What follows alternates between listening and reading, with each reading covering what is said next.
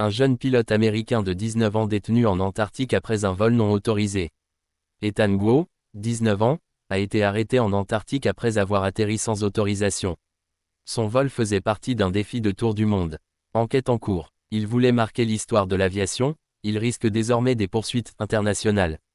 Ethan Guo, un jeune pilote américain de 19 ans, a été interpellé en Antarctique après avoir atterri sans aucune autorisation sur la base chilienne de King George Island.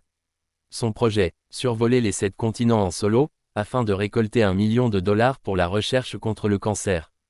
Mais sa détermination a croisé une zone interdite. Parti de Punta Arenas, Chili, avec un plan de vol local, Ethan a délibérément modifié sa trajectoire en plein vol, posant son avion Cessna 182Q sur le territoire antarctique sans en informer les autorités aériennes. Or, le survol et l'accès à l'Antarctique sont soumis à des protocoles stricts dans le cadre du traité international sur la protection du continent blanc.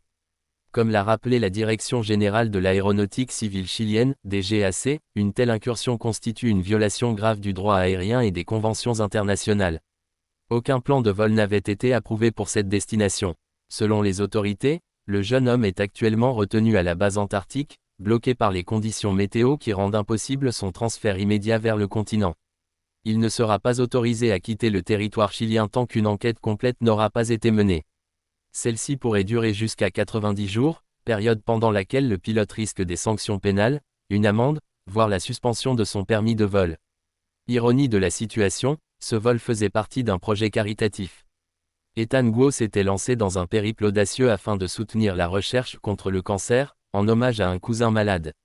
Son parcours était suivi par des dizaines de milliers d'abonnés sur les réseaux sociaux. Le défi a pris un tournant inattendu, transformant l'idéal d'un tour du monde solidaire en imbroglio géopolitique et judiciaire. Cet événement relance le débat sur les frontières entre exploits personnels et responsabilité collective. Voler dans des zones sensibles comme l'Antarctique ne peut se faire sans concertation. Même animé des meilleures intentions, un tel acte n'est pas sans conséquences. Le cas d'Ethan Guo devient ainsi emblématique des limites d'une génération qui confond parfois défis personnels et transgression de règles vitales, en matière d'environnement, de sécurité et de droit international.